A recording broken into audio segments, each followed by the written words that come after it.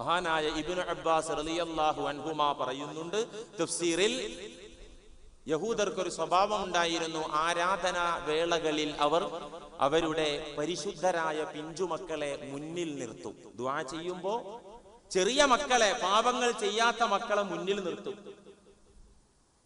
അവരുടെ പ്രാർത്ഥനാ വേളകളിൽ ഇമാമത്തിന് ചെറിയ കുഞ്ഞുങ്ങളെ നിർത്തും. എന്നിട്ട് പ്രാർത്ഥനകൾ, ആരാധനകൾ അവസാനിക്കുമ്പോൾ അവർ പറയും, ഈ വിശുദ്ധരായ മക്കൾ കാരണം ഞങ്ങളുടെ ആരാധനകൾ സ്വീകരിക്കപ്പെട്ടിരിക്കുന്നു, ഞങ്ങളെ ഇബാദത്തൊക്കെ പടച്ചവൻ സ്വീകരിച്ചിട്ടുണ്ട് എന്ന് പറയും. ഇതിനൊക്കെയുള്ള മറുപടിയാണ് അല്ലാഹ് പറഞ്ഞത്, അങ്ങ് കണ്ടില്ലേ സ്വയം പൊങ്ങികളെ, സ്വയം വിശുദ്ധി പ്രചരിപ്പിക്കുന്നവരെ, സ്വയം മഹത്വം വായിലൂടെ പറയുന്നവരെ. അല്ലാഹ് ഉദ്ദേശിക്കുന്നവരെ അവൻ നന്നാക്കുമെന്നല്ലാതെ ഈ പറയുന്നതിൽ ഒരു അർത്ഥവുമില്ല നബിയെ. ഇതിപ്പോ യഹൂദ നസാറാക്കളുടെ സംസ്കാരം എന്ന് പറഞ്ഞു തള്ളാൻ പറ്റൂല. നമ്മിൽ നിന്നും ചിലർക്കും ഈ സംസ്കാരം പകർന്നു കിട്ടിയിട്ടുണ്ട്. ഈ സ്വഭാവം ചില ആളുകളിൽ കാണുന്നുണ്ട്, വ്യക്തികളിൽ, അതുപോലെ സംഘങ്ങളിലൊക്കെ. വ്യക്തികൾ എന്തൊക്കെ അവകാശപ്പെടുന്നവരുണ്ട്. ഞാനാണ് ഖുതുബുസ്സമാന്, ഔലിയാക്കളുടെ അധ്യക്ഷൻ ഞാനാണ്, ഇക്കാലത്ത് ജീവിക്കുന്ന അള്ളാന്റെ ഏറ്റവും വലിയ ഔലിയ പാപ്പ ഞാനാണ് എന്നൊക്കെ പറയുന്ന ആൾക്കാരുണ്ട്. ബിസ്മിയുടെ അർത്ഥം പോലും അവർക്ക് അറിയില്ല. പറഞ്ഞോട്ടെ, നമുക്ക് ഇനി വിരോധമൊന്നുമില്ല, പറയാൻ അധികാരം ഉണ്ടെങ്കിൽ. മര്യാദക്ക് ബിസ്മില്ലാഹിർ റഹ്മാനിർ റഹീം എന്നതിന് അർത്ഥം ചോദിച്ചാൽ മുൻ കേരള മുഖ്യമന്ത്രി കരുണാകരന്റെയും മുൻ തമിഴ്നാട് മുഖ്യമന്ത്രി കരുണാനിധിയുടെയും ഒക്കെ ഒരു പേര് പറഞ്ഞിട്ട് ഒരു അർത്ഥം പറഞ്ഞിട്ട് ഒപ്പിക്കുക എന്നല്ലാതെ ബിസ്മിയുടെ മായന ശരിക്കും പറയാൻ കിട്ടുമോ? മഹാനായ അബ്ദുൽ ഖാദിറുൽ ജീലാനി ഖദ്ദസല്ലാഹു സിർറഹുൽ അസീസ് തങ്ങൾ ബിസ്മിയുടെ ബാ എന്ന അക്ഷരത്തിന് പറഞ്ഞ അർത്ഥം ഒരു 4 വരിയാണ്. ഞാൻ കണ്ടിട്ടുണ്ട് ഫത്ഹുർ റബ്ബാനിയിൽ. 4 വരി ബിസ്മിയുടെ ബി, ആ ബാ എന്ന അക്ഷരത്തിന്. അറിയോ? ഒന്നും അറിയൂല. എന്നിട്ട് ഞാൻ കുത്തുബുൽ അഖ്താബാണ്, ഞാനാണ് കാലഘട്ടത്തിന്റെ കുത്തുബ് ഹൗസ് ഒക്കെ പറഞ്ഞെ. ഇത് ശരിക്കും ആത്മപ്രശംസ മാത്രമല്ല, ഇത് ഏറ്റവും വലിയ അപകടകരമായ വ്യാജജൽപ്പനമാണ്. അത് കുറച്ചുകൂടി കടന്നതാണ്. ആത്മപ്രശംസാരുടെ നിർത്താൻ പറ്റൂല. അതുപോലെ തന്നെ സംഘടനാ രംഗത്തുണ്ടാകുന്ന കശപിശകൾക്കിടയിൽ, വാക്ക് തർക്കങ്ങൾക്കിടയിൽ ചിലർ പറയുന്നത് കേൾക്കാൻ സാധിച്ചിട്ടുണ്ട്. എന്താ പറയാ? വേണമെങ്കിൽ അതിന്ന് രാജിവെച്ച് ഇങ്ങോട്ട് പോന്നേക്ക്. എന്ത് വേണമെങ്കിൽ? ഇവൻ എ ആളാണ്, അവൻ ബി ആളാണ്. വേണമെങ്കിൽ ബിയിൽ നിന്ന് രാജിവെച്ച് എയിലേക്ക് പോന്നേക്ക്. ഞാനൊക്കെ സ്വർഗത്തിലേക്ക് പോകുമ്പോ അവിടെ വെച്ച് ഇക്ക എന്ന് വിളിച്ച് കരഞ്ഞിട്ടൊരു ഫലം ഉണ്ടാവൂല. അപ്പൊ എന്താ ഈ വാക്കിന്റെ അപകടം? ചെറുതല്ലല്ലോ. ഈ പറഞ്ഞ വാക്ക് ഇത് തമാശക്കൊന്നല്ല, കാര്യമായിട്ടേ സംഘടന വളർത്താൻ വേണ്ടി പറയാണ്. നീ അതിന്ന് രാജിവെച്ച് ഞങ്ങളെ കൂടെ പ്രവർത്തിച്ചോ, ഞാൻ സ്വർഗത്തിൽ പോകുമ്പോ അവിടെ നിന്ന് കരഞ്ഞാല് ഞാനൊന്നും ചെയ്യൂല കേട്ടോ. ഈ വാക്ക് എത്ര വലിയ അപകടം. ഇവൻ സ്വർഗത്തിലാന്ന് ഇവൻ ഉറപ്പിച്ചു കഴിഞ്ഞില്ലേ? ഓപ്പോസിറ്റ് വ്യക്തി നരകത്തിലാന്ന് ഇവൻ തീരുമാനിച്ചു കഴിഞ്ഞു. ആർക്കാ ഇത് പറയാൻ പറ്റുക? ആർക്കാണ് ഇക്കാര്യത്തിൽ അറിവുള്ളത്? അള്ളാഹുവിനല്ലാതെ ആർക്കാണ് അറിയാൻ പറ്റുക? അല്ലേ? ആത്മപ്രശംസ പരിധി വിടുന്നത്. ഇത് കേട്ടവർ എന്നോട് തന്നെ ചോദിച്ചിട്ടുണ്ട്. ഒരു പണ്ഡിതൻ തന്നെ ചോദിച്ചിട്ടുണ്ട്, അല്ല ശിഹാബേ, നീ ഇപ്പൊ എയിലാണോ അതോ ബിയിലാണോ എന്ന് ചോദിച്ചു. ഞാൻ പറഞ്ഞു, ഞാൻ എയിലും ഇല്ല ബിയിലും ഇല്ല. കാരണം എന്റെ ഉസ്താദ് എന്നെ പഠിപ്പിച്ചതാണ്. ഞാൻ ഇന്നലെ ഈ വിഷയം റെഫർ ചെയ്യുന്ന സമയത്ത്, ഇത് സെർച്ച് ചെയ്യുന്ന സമയത്ത് ഞാൻ എന്റെ ഉസ്താദിനെ ഓർത്തുപോയി. ദർസിൽ പഠിപ്പിച്ചിരുന്ന ഉസ്താദ് കണിശമായി പറഞ്ഞിരുന്നു ഞങ്ങളോട്, സ്പെല്ലിംഗ് ഒന്നും ദർസിൽ വേണ്ട. അതൊക്കെ നിങ്ങളെ നാട്ടിൽ വേണമെങ്കിൽ ആയിക്കോട്ടെ. സ്പെല്ലിംഗ് എന്റെ ദർസിൽ ഞാൻ അനുവദിക്കുന്ന പ്രശ്നമില്ല. ABC സ്പെല്ലിംഗ് എന്റെ ദർസിൽ. ഞാൻ ഉസ്താദിനെ ഇങ്ങനെ ഓർത്തു. ഞാൻ ഇന്നലെ വൈകുന്നേരം ഇതിങ്ങനെ നോക്കിക്കൊണ്ടിരിക്കുമ്പോ യാദൃശ്ചികം എന്നോണം ഉസ്താദ് എന്നെ ഫോണിൽ വിളിച്ചിട്ട് പറഞ്ഞു, എവിടെയുള്ളത്? വീട്ടിലുണ്ട്. നാളെ ഞാൻ ജുമാക്ക് നിന്റെ പള്ളിയിലാണ്, എനിക്ക് ആ വഴിക്കൊന്ന് യാത്ര ചെയ്യണം. എന്റെ അഭിവന്യരായ ഉസ്താദ് ഇവിടെ വന്നിട്ടുണ്ട്. അള്ളാഹു ഉസ്താദിന് നമുക്കൊക്കെ ദീർഘായുസ്സും ആഫിയത്തും ഈമാനും തഖ്വയും പ്രദാനം ചെയ്യുമാറാകട്ടെ. എന്നെ ദർസിൽ പഠിപ്പിച്ച എന്റെ പ്രധാന ഗുരു. അപ്പോ ഞാൻ പറഞ്ഞു, എന്നെ പഠിപ്പിച്ചല്ലേ ഞാൻ പറയാം, ഞാൻ എയിലും ഇല്ല ബിയിലും ഇല്ല. മാത്രമല്ല എയിലായാലും ബിയിലായാലും ആശയം ഒന്നാണ്. കുനൂത്ത് 2 പാർട്ടിക്കുണ്ട്, കൂട്ടപ്രാർത്ഥനയും 2 പാർട്ടിക്കുണ്ട്, എക്കുണ്ട് ബിക്കുണ്ട്. ഇവിടെ ആശയപരമായ അഭിപ്രായ വ്യത്യാസമൊന്നും ഇല്ലല്ലോ. അതുകൊണ്ട് ഞാൻ തമ്മിൽ തല്ലാൻ എയിലും ഇല്ല ബിയിലും ഇല്ല എന്ന് മറുപടി പറഞ്ഞപ്പോ ഈ സാധു എന്നോട് പറഞ്ഞ എന്താ അറിയോ, നീ ഇപ്പൊ സ്വർഗത്തിലും അല്ല നരകത്തിലും അല്ല, ഇടയിലുള്ള വാതിൽ കട്ടിളയിൽ കയറിയിരിക്കുകയാണല്ലേ. എന്താ ഈ സാധുവൊക്കെ മനസ്സിലാക്കിയത്? നീ ഇപ്പൊ സ്വർഗത്തിന്റെയും നരകത്തിന്റെയും ഇടയിലുള്ള വാതിൽ കട്ടിലയിൽ കയറിയിരിക്കുകയാണല്ലേ. എത്ര വലിയ അപകടമാണ് ഇതൊക്കെ. ഇതൊക്കെ തസ്കിയത്തുൻ നഫ്സിൽ പെടും. ഓരോരുത്തരും സത്യം എന്ന് മനസ്സിലാക്കിയോടത്ത് നിന്നോട്ടെ, കുഴപ്പമില്ലാന്ന്. ഓരോരുത്തർക്കും ഹക്കാന്ന് തോന്നിയോടത്ത് നിന്നോട്ടെ. പക്ഷേ ഞാൻ മാത്രം സത്യം, ഓപ്പോസിറ്റ് ഒക്കെ പിഴവാണ്. ഇതാണ് അപകടം.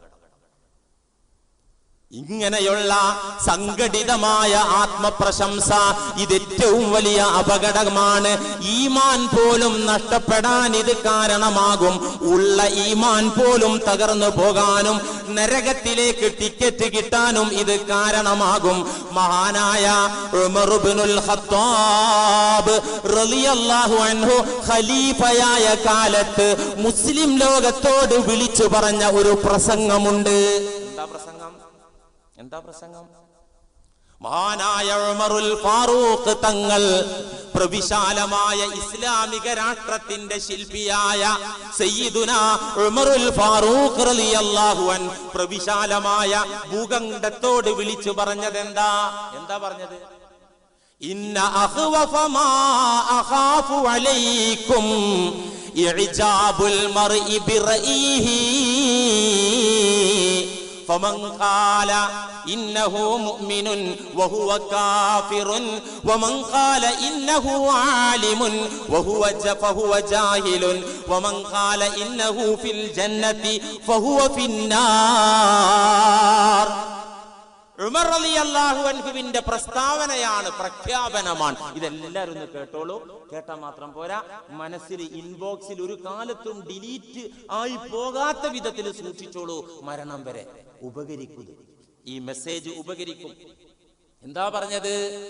ഇന്ന അഖ്വഫ മാ അഖാഫു അലൈക്കും, മുസ്ലിം ഉമ്മത്തെ, മുസ്ലിം സമുദായമേ, നിങ്ങളുടെ കാര്യത്തിൽ പല വിഷയവും ഞാൻ പേടിക്കുന്നുണ്ട്.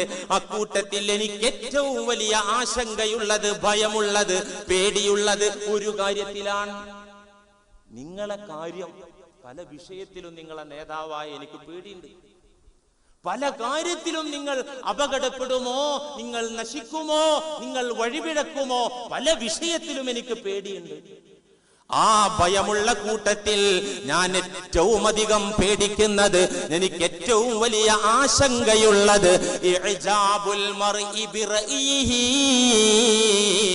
ഓരോ വിശ്വാസികൾ അല്ലെങ്കിൽ ഒരു സംഘം വിശ്വാസികൾ തങ്ങളുടെ വീക്ഷണത്തിൽ മാത്രമാണ് സത്യമെന്ന് പറഞ്ഞും പ്രചരിപ്പിച്ചും പൊങ്ങച്ചം പറയലാണ്. അതാണ് ഞാൻ ഏറ്റവും പേടിക്കുന്നത്.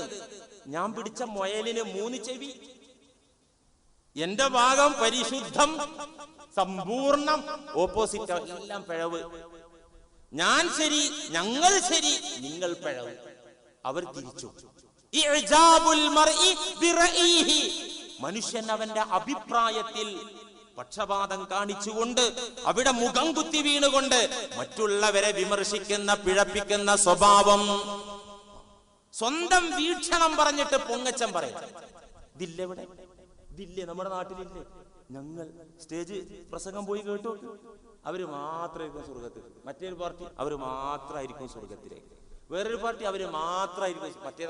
മറ്റവരെ പഴപ്പിക്കാൻ നിൽക്കണ്ട. ഹക്ക് നിങ്ങൾ മനുഷ്യന്മാരെ കേട്ടോളൂ. എന്നിട്ട് അള്ളാഹ് തന്ന ബുദ്ധി വെച്ച് ആലോചിച്ചോളൂ.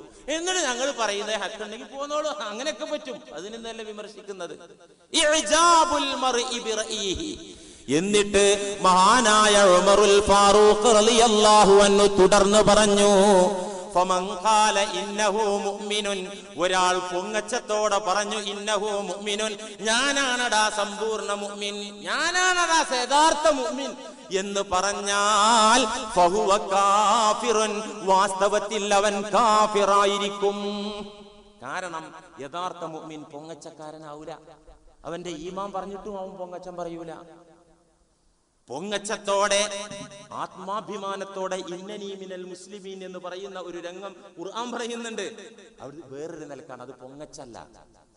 പൊങ്ങച്ചത്തോടെ ഞാൻ മുഅ്മിനാണെന്ന്, ഞാൻ സമ്പൂർണ്ണ മുഅ്മിനാണ്, കുറ്റമറ്റ വിഭാഗമാണെന്ന് പറയുമ്പോ ഫഹുവ കാഫിറുൻ വമൻ ഖാല ഇന്നഹു ആലിമുൻ, ഞാനല്ലടോ ആലിമ്, ഞാൻ ഞാനല്ലേ ആലിം എന്ന് പൊങ്ങച്ചത്തോടെ പറഞ്ഞാൽ ഫഹുവ ജാഹിലുൻ, അവനാണ് പമ്പര വിഡ്ഢി. ജഹില് മുറക്കബ്, നന്നാക്കാൻ പറ്റാത്ത വിഡ്ഢി. വിവരമില്ലാത്ത സാധാരണക്കാർ പാവങ്ങളുണ്ട്, അവർക്ക് വിവരമില്ല എന്ന വിവരമുണ്ട്. ജഹില് ബസീത്താണ്, അവര് നന്നാവും. ഈ സാധനം ഒരിക്കലും നന്നാവൂല. അങ്ങനത്തെ വിഡ്ഢിയായിരിക്കും, ജാഹിലായിരിക്കും ആ ആൾ. വമൻ ഖാല ഇന്നഹു ഫിൽ ജന്നതി, ഞാൻ സ്വർഗ്ഗക്കാരനാണ്, സ്വർഗ്ഗത്തിന്റെ പാർട്ടിയാണെന്ന് പറഞ്ഞാൽ ഫഹുവ ഫിന്നാർ, അവൻ നരകത്തിലേക്ക് ടിക്കറ്റ് വാങ്ങി വെച്ചവനാണെന്ന് ഞാനല്ല പറയുന്നത്, മഹാനായ ഉമറുൽ ഫാറൂഖ് റളിയല്ലാഹു അൻഹു. അതുകൊണ്ട് പക്ഷം ചേർന്നുകൊണ്ടുള്ള ഇത്തരം വാദഗതികൾ നിർത്തന്നെ വേണം. യഥാർത്ഥ മുഅ്മിൻ എങ്ങനെ? ബൈനൽ ഖൗഫി വറജാഇ. പടച്ചോനെ, എന്റെ ഈമാൻ തകരോ? എന്റെ ഈമാൻ സംശുദ്ധമാണോ? പടച്ചവനെ, എന്റെ ലാ ഇലാഹ ഇല്ലല്ലാഹ് നീ ഖബൂലാക്കോ? എന്റെ റബ്ബേ, എന്റെ അമലുകൾ നീ സ്വീകരിക്കോ അതോ നീ തട്ടിക്കളയോ?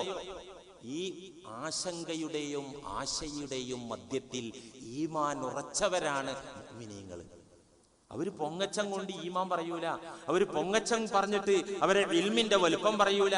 അവര് പൊങ്ങച്ചം പറഞ്ഞിട്ട് ഞങ്ങൾ സ്വർഗപ്പാർട്ടിയാണെന്ന് പറയൂല. ബൈനൽ ഖൗഫി വറജാഇ, അവിടെയാണ് ഉണ്ടാവുക. സൂക്ഷിക്കേണ്ട വിഷയമാണ് പ്രിയമുള്ളവരെ. വിശുദ്ധ ഖുർആൻ ഒരു സ്ഥലത്ത് മാത്രമല്ല, ഈ സ്വഭാവം നിങ്ങൾ നിർത്തണം എന്ന് അടിവരയിട്ട് പറയുന്ന വേറെയും ഭാഗമുണ്ട്.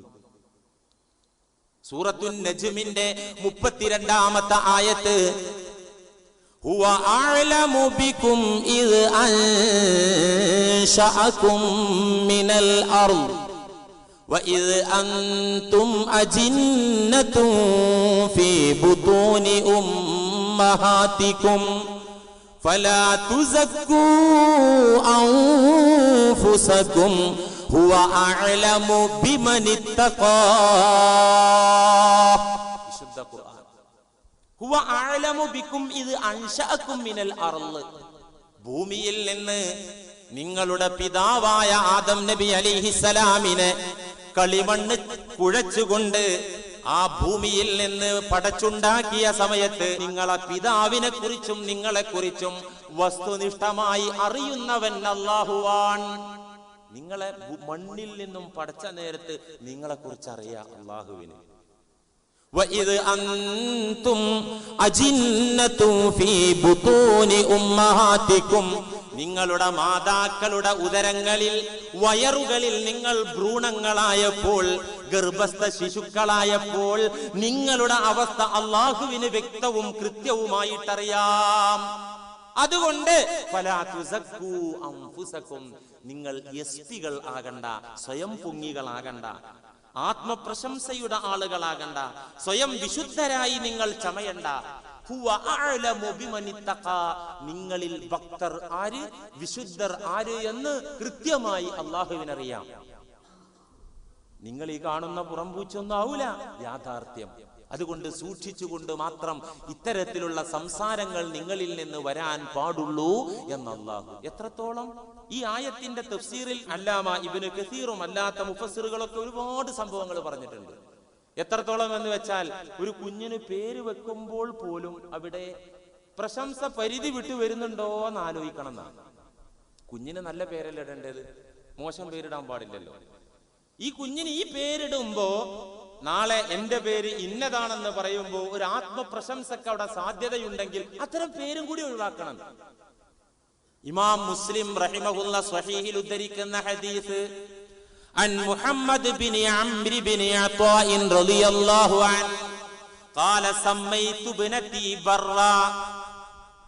മഹാനായ മുഹമ്മദ് ബിൻ അംർ ബിൻ അത്താ റളിയല്ലാഹു അൻഹു പറയാണ്, ഞാൻ എന്റെ കുഞ്ഞിന്, എന്റെ പെൺകുട്ടിക്ക് ബർറത്ത് എന്ന് പേരിട്ടു. ബർറത്ത് എന്ന് പറഞ്ഞാൽ ഉത്തമ. ബർറ് എന്ന് അള്ളാഹുവിന് പേരുണ്ടല്ലോ അല്ലെ?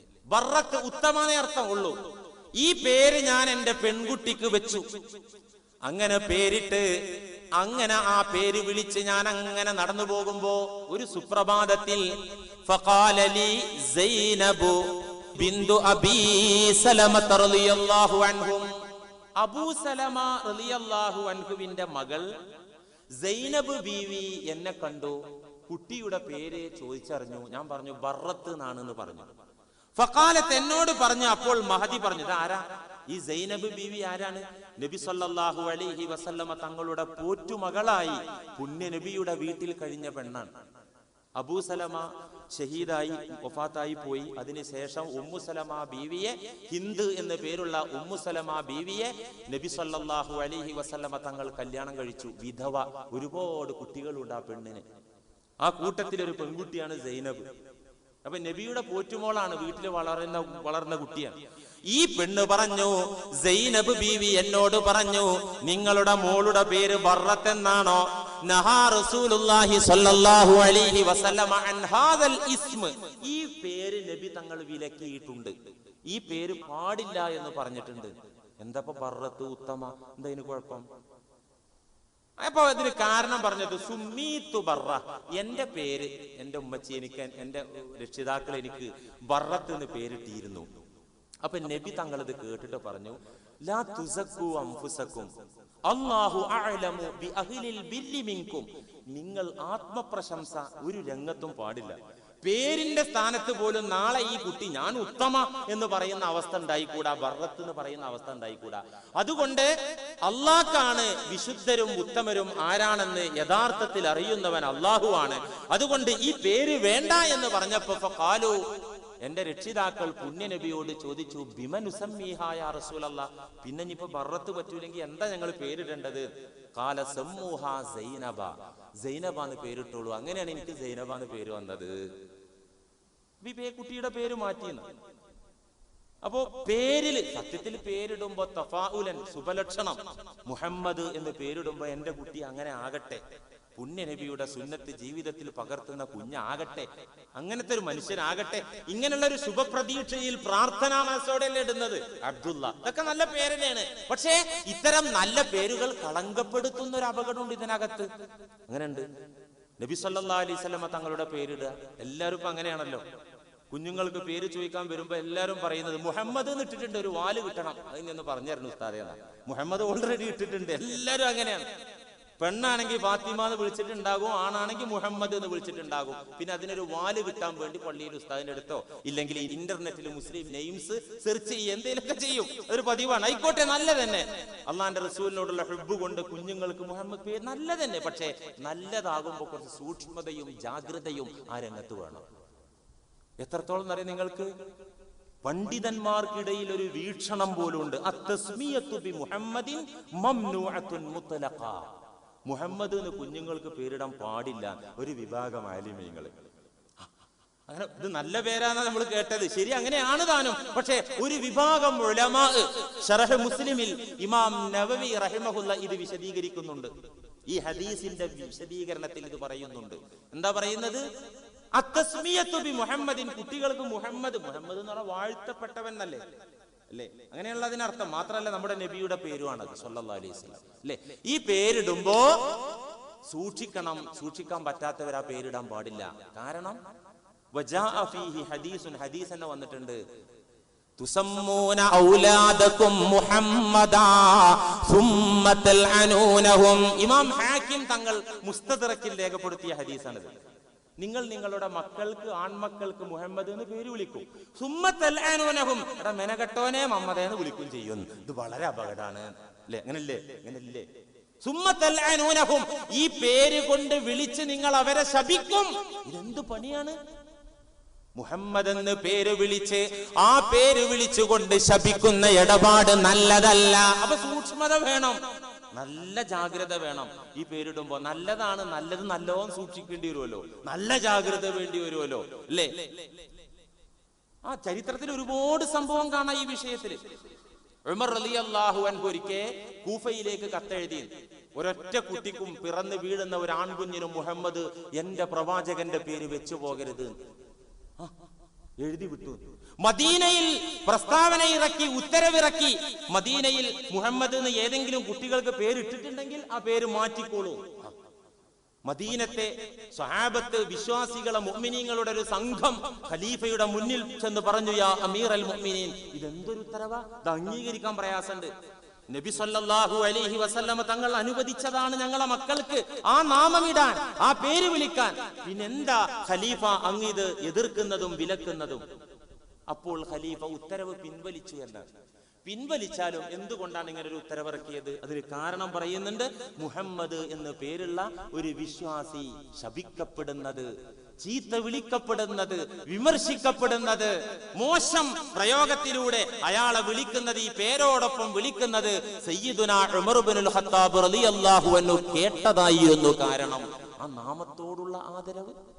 ഏതായിരിക്കട്ടെ, പേര് പറയുന്നിടത്ത് പോലും ആത്മപ്രശംസ ഉണ്ടാകാൻ പാടില്ല എന്നതാണ് ഇതിൽ നിന്ന് ലഭിക്കുന്ന പാഠം. അപ്പൊ ആത്മപ്രശംസ നല്ലതല്ല.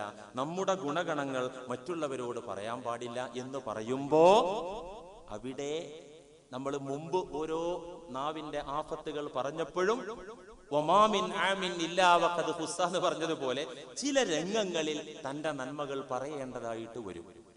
മൊത്തത്തിലത് കുഴപ്പമെന്ന് പറഞ്ഞപ്പോൾ വലിയ സ്വീപ്പല്ലേ. ഒരാള് ഹജ്ജിന് പോകാൻ തീരുമാനിച്ചപ്പോൾ അങ്ങനെ വന്നത്, നിങ്ങൾ ഹജ്ജിന് അയക്കുന്നു, ബോർഡോടുന്നു, എനിക്കതിന് മറുപടി ഒന്നും പറയാൻ പറ്റൂല.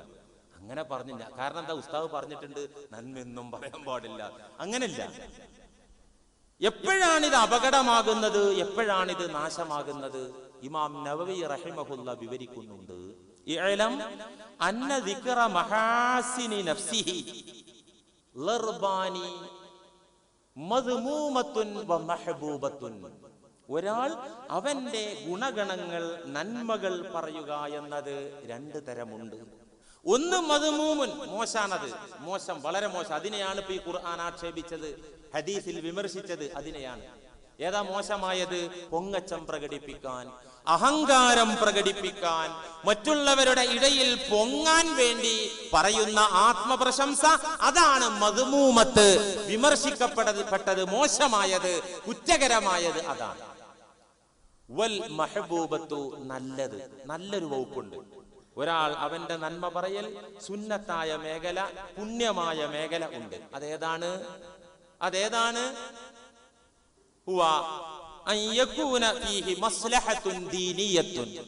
മതപരമായ ഒരു ഗുണമുണ്ടെങ്കിൽ, മതപരമായ ഒരു നന്മയുണ്ടെങ്കിൽ, ഞാൻ എന്റെ നന്മ പറയുന്നത്, ഞാൻ ചെയ്ത നന്മ, എന്നിലുള്ള നന്മ പറയുന്നതിൽ മതപരമായ ഒരു ഗുണം എനിക്കും നിങ്ങൾക്കും ഉണ്ടെങ്കിൽ, വദാലിക ബിഅൻ യകൂന ആമിറൻ ബിമഅറൂഫിൻ ഔ നാഹിയൻ അൻ മുൻകരിൻ.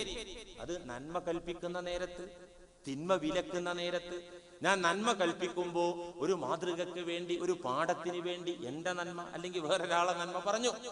ആ പറയുന്നതിൽ തെറ്റില്ല. തിന്മ വിലക്കുമ്പോൾ ഞാൻ രക്ഷപ്പെട്ട ഒരു തിന്മയെ കുറിച്ച് നിങ്ങളോട് പരിചയപ്പെടുത്തുന്നതിന് കുഴപ്പമില്ല.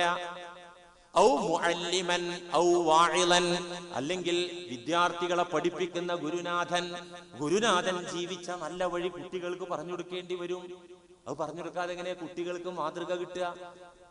പ്രബോധകന്മാർ, ഉപദേശകന്മാർ, പ്രഭാഷകന്മാർ, അവർക്ക് ചിലതൊക്കെ ഓഡിയൻസുമായി, ശ്രോതാക്കളുമായി പങ്കുവെക്കേണ്ടി വരും. ഔ മുസ്ലിഹൻ ബൈനസ്നൈനി, രണ്ടു പേർക്കിടയിൽ പിണക്കം തീർക്കാൻ വേണ്ടി, ഇസ്ലാഹിന് വേണ്ടി, നന്മക്ക് വേണ്ടി വരുന്ന ആള് അദ്ദേഹത്തിന്റെ നന്മയുടെ അനുഭവങ്ങൾ അവരെ ബോധ്യപ്പെടുത്തേണ്ടി വരും.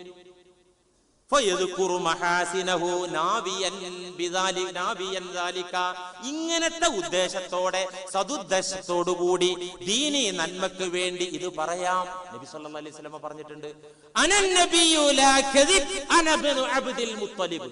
ബുഖാരി. ഞാൻ നബിയാണടാ, കളവല്ലടാ ഞാൻ പറയുന്നത്. അന ഇബ്നു അബ്ദുൽ മുത്തലിബ്, ഞാൻ അബ്ദുൽ മുത്തലിബിന്റെ മോനാണടാ. അബ്ദുള്ളന്റെ മോനല്ലേ, പിന്നെന്തിനാ ഇത് പറഞ്ഞത്? അറേബ്യൻ കബീലയുടെ ലീഡർ, മക്കക്കാര നേതാവ്, ആ ഉപ്പാപ്പയിലേക്ക് ചേർത്തിട്ടാ പറഞ്ഞത് ഞാൻ അബ്ദുൽ മുത്തലിബിന്റെ മോനാണടാ. അത് പറയേണ്ട വേളയാണത്. ഏതാ പറയേണ്ട വേള? നമുക്കൊന്നും മുട്ടി രണ്ടും പേടിച്ചിട്ട് ഇങ്ങനെ വിറച്ച് മുട്ടിയിട്ട് കാല് രണ്ടും നിലത്ത് ഉറക്കാത്ത അവസ്ഥ വരുന്ന സാഹചര്യത്തിലാണ് അള്ളാഹ് പറഞ്ഞത്, മുഹമ്മദ് നബിയെ ഇതങ്ങോട്ട് പറയൂ. എല്ലാം പ്രതികൂലം. മക്കയിൽ എല്ലാ നിലക്കും ശത്രുക്കളും ഉപരോധവും. അതിന് മുട്ടിയപ്പോഴാണ് പറഞ്ഞോളൂ നബിയെ, ഇസ്സത്തോടെ, അല്ലാഹ് തന്ന ഇസ്സത്ത് ഉറക്കെ പറഞ്ഞോളൂ, അനൻ നബി ലാ കദിബ് അന ഇബ്നു അബ്ദുൽ മുത്തലിബ് പറഞ്ഞോളൂ. അന സയ്യിദു വൽദി ആദം വലാ ഫഖറ, ആദമിന്റെ മക്കൾക്ക് നേതാവാണു ഞാൻ. വലാ ഫഖറ ഐ ലസ്തുഹാ അഖൂലു ഹാദാ തഫാഖുറ, ഇത് പൊങ്ങച്ചം പറയല്ല, ആത്മപ്രശംസ പറയുകയല്ല. അല്ലാഹു പറയാൻ ഏൽപ്പിച്ചിട്ട് പറയാണ്, യാഥാർത്ഥ്യമാണ്. അന അവ്വലു മൻ തൻഷഖു അൻഹുൽ അർള്, ഞാൻ ഭൂമി പിളർന്ന് ആദ്യമായി ഖിയാമത്ത് നാളിൽ മഹ്ശറയിലേക്ക് ആദ്യം ഭൂമി പിളർത്തപ്പെട്ട് പുറത്തു വരുന്ന ആള് ഞാനാണ്. അന അഅലമുകും ബില്ലാഹി വഅത്ഖാകും ലഹു, നിങ്ങളിൽ ഏറ്റവും അല്ലാഹുവിനെ അറിയുന്നവനും അല്ലാഹുവിനെ ഏറ്റവും ഭയക്കുന്നവനും ഞാനാണ്. ഇങ്ങനെ എത്ര വാക്ക് പറഞ്ഞു? അത് ഒരു അധ്യാപകൻ എന്ന നിലക്ക് പറഞ്ഞു, പറയേണ്ട നേരത്ത് പറഞ്ഞു. പ്രവാചകന്മാരൊക്കെ നബിയുല്ലാഹി യൂസുഫ് അലൈഹിസ്സലാം സുലൈഖയുമായിട്ടുള്ള പ്രശ്നത്തിൽ എന്താ പറഞ്ഞത്? വമാ ഉബരിഉ നഫ്സി ഇന്നൻ നഫ്സല അമ്മാറത്തും ബിസ്സൂ ഇല്ലാ മാ റഹിമ റബ്ബി, ഞാൻ എന്റെ മനസ്സിനെ പാപമുക്തമാക്കുന്നില്ല, പരിശുദ്ധമാക്കുന്നില്ല, കുറ്റമുക്തമാക്കുന്നില്ല. ഇന്നൻ നഫ്സല അമ്മാറത്തും ബിസ്സൂ, മനുഷ്യ മനസ്സ് ദുഷ്പ്രേരകമാണ്, തിന്മയിലേക്ക് മനുഷ്യന്റെ മനസ്സ് അവനെ കൊണ്ടുപോവുകയുള്ളൂ. ഇല്ലാ മാ റഹിമ റബ്ബി, എന്റെ നാഥൻ അനുഗ്രഹിച്ച മനസ്സൊഴികെ. അങ്ങനെ പടച്ചോന്റെ അനുഗ്രഹം കിട്ടിയിട്ട് ഈ പെൺകേസ് എന്ന് ഞാൻ കഴിച്ചിലായി എന്നല്ലാതെ ഞാൻ ഒരിക്കലും ആത്മപ്രശംസ പറയില്ല. ഈ പ്രവാചകൻ നബിയുല്ലാഹി യൂസുഫ് അലൈഹിസ്സലാം മറ്റൊരു സമയത്ത് ഖാല ജഅൽനി അലാ ഖസാഇനിൽ അർള് ഇന്നി ഹഫീദുൻ അലീം. സൂറത്ത് യൂസുഫ് അസീസ് രാജന്റെ മുന്നിൽ ചെന്ന് പറഞ്ഞു, നിങ്ങൾ എന്നെ ഈ ഭൂമിയുടെ ഖജനാവിന്റെ ചാവി സൂക്ഷിപ്പുകാരനാക്കണം, ഖജനാവുകൾ കൈകാര്യം ചെയ്യുന്ന ആളായി താങ്കൾ എന്നെ നിയമിക്കണം. ഇന്നി ഹഫീദുൻ അലീം, അത് സൂക്ഷിക്കാൻ തന്റെ ഇടവും കരുത്തുള്ള ആളാണ് ഞാൻ. അലീം, അറിവുള്ള ആളാണ് ഞാൻ, അതുകൊണ്ട് എന്നെ ഏൽപ്പിക്ക്. അപ്പൊ അള്ളാഹ് പറയാൻ ഏൽപ്പിച്ചപ്പോഴാണ്, ആത്മപ്രശംസയല്ല. സ്വഹാബാക്കളെ സംഭവത്തിലൊക്കെ ഉണ്ടല്ലോ. ഉസ്മാൻ റളിയല്ലാഹു അൻഹു ആഭ്യന്തര കലാപം തലപൊക്കിയപ്പോ സ്വഹാബത്തിനോട് പറഞ്ഞു, നിങ്ങൾ എന്നെ വിമർശിക്കരുത്, നിങ്ങൾ എന്നെ അനുസരിക്കണം. നിങ്ങൾ മുസ്തഫായ നബിയിൽ നിന്ന് കേട്ടിട്ടില്ലേ, മൻ ജഹസ ജയ്ഷൽ ഉസ്റതി ഫലഹുൽ ജന്ന, ക്ലേശകരമായ ഘട്ടത്തിൽ മുസ്ലിം സൈന്യത്തെ ഒരുക്കിയവന് സ്വർഗമുണ്ടെന്ന് തബൂക്ക് യുദ്ധത്തിന്റെ സാഹചര്യത്തിൽ നബി പറഞ്ഞു. ഇത് ക്ലേശകരമായ സാഹചര്യമാണ്, ഇവിടെ യുദ്ധത്തിന് സഹായിക്കുന്നവന് സ്വർഗമുണ്ടെന്ന് പറഞ്ഞപ്പോ ഫജഹസ്തുഹും, ഞാനല്ലേ അവിടെ സഹായിച്ചത് അല്ലേ, അതുകൊണ്ട് ഞാൻ സ്വർഗത്തിന്റെ അവകാശിയാണെന്നല്ലേ നമ്മുടെ നേതാവ് പറഞ്ഞത്. മൻ ഹഫറ ബിഇറ റൂമ ഫലഹുൽ ജന്ന, ഒരു ജൂതന്റെ കിണറായിരുന്നു മദീനയിലെ റൂമ കിണർ. ആ കിണറിൽ നിന്ന് മുസ്ലിമീങ്ങൾ വെള്ളമില്ലാത്ത കാലത്ത് വെള്ളം മുക്കും, ഒരു തൊട്ടിക്ക് 1 ദീനാർ ജൂതൻ വാങ്ങാൻ. വെള്ളത്തിന് ടൈറ്റുള്ള കാലം, ദാഹജനത്തിന് ബുദ്ധിമുട്ടുള്ള കാലം, നബി സല്ലല്ലാഹു അലൈഹി വസല്ലം പറഞ്ഞു, ആ കിണർ ആരാണ് വാങ്ങി മുസ്ലിം സമൂഹത്തിന് വഖഫ് ചെയ്യുന്നതെങ്കിൽ ഫലഹുൽ ജന്ന, അയാൾക്ക് സ്വർഗ്ഗമുണ്ട് എന്ന് പറഞ്ഞപ്പോ ഞാനല്ലേ ആ കിണർ വാങ്ങിച്ച് മുസ്ലിമീങ്ങൾക്ക് വഖഫ് ചെയ്തത് എന്ന് പറഞ്ഞു. ഇത് അങ്ങനത്തെ ഒരു സാഹചര്യത്തിൽ പറഞ്ഞു. അലി റളിയല്ലാഹു അൻഹു പറഞ്ഞില്ലേ, എന്നെ സ്നേഹിക്കാൻ മുഅ്മിനിനെ ആകൂ, എന്നെ വെറുക്കാൻ മുനാഫിഖിനും എന്ന് നബി സല്ലല്ലാഹു അലൈഹി വസല്ലം പറഞ്ഞിട്ടുണ്ട് അല്ലേ. ഇബ്നു മസ്ഊദ് റളിയല്ലാഹു അൻഹു പറഞ്ഞില്ലേ, ഏതൊരായത്തും ഖുർആനിലെ ഏതായത്തും ഏത് സൂറത്തും എവിടെ ഇറങ്ങി, എപ്പോൾ ഇറങ്ങി, ആരുടെ കാര്യത്തിൽ ഇറങ്ങി എനിക്ക് പറയാൻ കിട്ടും. ഇതൊക്കെ മഹാന്മാര് പറയുന്നത് അത്രയും അത്യാവശ്യ ഘട്ടങ്ങളിൽ ഗുണമുള്ള നേരത്ത് അവര് തല പോകുകയാണെങ്കിലും പറയും. നമുക്കൊക്കെ പൊങ്ങച്ചം പറയണമെങ്കിൽ തല പോകുന്നത് നമുക്ക് പേടിയുണ്ടാകും, അതുപോലെ സമൂഹത്തിൽ എന്തെങ്കിലും അപകടം വരുന്നത് പേടിയുണ്ടാകും. അത്തരം സമയത്തൊക്കെ ഈ പൂച്ച വെള്ളത്തിൽ ചാടിയ പോലെ നമ്മൾ പേടിച്ചിരിക്കും. ഒന്ന് പുലിക്കുട്ടിയാകേണ്ട സാഹചര്യം, ധീരത കാണിക്കേണ്ട നേരത്ത് നമ്മൾ അതൊന്നും പറയൂല. 4 പൊട്ടന്മാരെ കിട്ടിയ അങ്ങനെ വളമ്പും. അങ്ങനെയല്ല, അള്ളാന്റെ ഔലിയാക്കളൊക്കെ മരണ നേരത്ത് പോലും.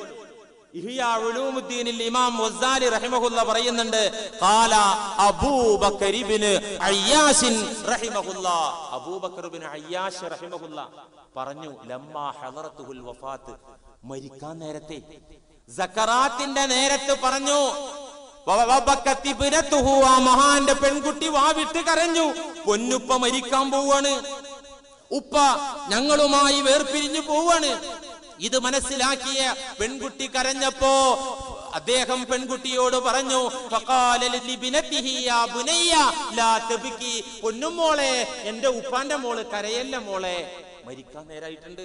അദ്ദേഹത്തിന് മനസ്സിലായിട്ടുണ്ട്, വീട്ടിലുള്ള മക്കൾക്കും ഭാര്യക്കും മനസ്സിലായിട്ടുണ്ട്. മോളെ കരയല്ലേ, അല്ലാഹു എന്നെ ശിക്ഷിക്കുമെന്നാണോ മോൾക്ക് പേടി? അല്ലാഹു എന്നെ ശിക്ഷിക്കും, ഖബറിലിട്ട് ശിക്ഷിക്കും, മഹ്ശറയിലിട്ട് ശിക്ഷിക്കും, നരകത്തിലിട്ട് പൊരിക്കുമെന്ന പേടി എന്റെ പൊന്നുമോൾക്കുണ്ടോ? വഖദ് ഖതംതു ഫീ ഹാദിഹി സാവിയ, ഈ രോഗശയ്യയിൽ കിടന്ന ഈ മൂലയുണ്ടല്ലോ, ഉപ്പ ഇത്ര നാൾ കിടന്ന ഈ വീടിന്റെ മൂലയുണ്ടല്ലോ, ഈ മൂലയിൽ കിടന്ന് ഈ പൊന്നുപ്പ 24,000 ഖത്തം തീർത്തിട്ടുണ്ട് മോള ഉപ്പ. അങ്ങനത്തെ ഉപ്പാനെ അള്ള ശിക്ഷിക്കുന്ന മോൾക്ക് പേടിയുണ്ടോ? പേടിക്കണ്ട, ഉപ്പാക്ക് പേടിയില്ല, അതുകൊണ്ട് മോള് പേടിക്കണ്ട.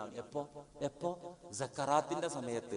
അങ്ങനെ പൊങ്ങച്ചം പറയാൻ പറ്റുകയാണെങ്കിൽ, അങ്ങനെ സ്വന്തം നന്മകൾ പറയാൻ പറ്റുന്ന ആൾക്ക് എപ്പോഴും പറയാം, അല്ലേ? അല്ലെങ്കിൽ അതില് ദീനിയായ മസ്ലഹത്തുണ്ടെങ്കിൽ എപ്പോഴും പറയാം. ഒരാൾക്ക് മാതൃകയാകേണ്ടി വരുമ്പോ അപ്പൊ പറയാ. അല്ലാതെ നമ്മുടെ ഗുണഗണങ്ങൾ, നമ്മുടെ ആരാധനകൾ, നമ്മുടെ നന്മകൾ അത് പറഞ്ഞ് നിങ്ങൾ ബാത്തിലാക്കരുത്, മനസ്സിൽ കറയുണ്ടാക്കരുത്, നാക്കിൽ നിങ്ങൾ വിഷം പുരട്ടരുത്. അല്ലാഹു സുബ്ഹാനഹു വ തആല അത്തരം റോങ്ങായ വാക്കുകളിൽ നിന്ന് നമ്മെ കാത്തുരക്ഷിക്കുമാറാകട്ടെ. സമയം കഴിഞ്ഞു ഇൻഷാ അല്ലാഹ്. ഇനി 2 കുറ്റവും കൂടി പറയാണ്ട് 20 തികയണമെങ്കിൽ നമുക്ക് റമദാന്റെ മുന്നേ അത് പറഞ്ഞ് അവസാനിപ്പിക്കേണ്ടതുണ്ട്. അല്ലാഹു നമ്മുടെ നാവുകളെയും മനസ്സുകളെയും പരിശുദ്ധമാക്കി മാറ്റി തരുമാറാകട്ടെ.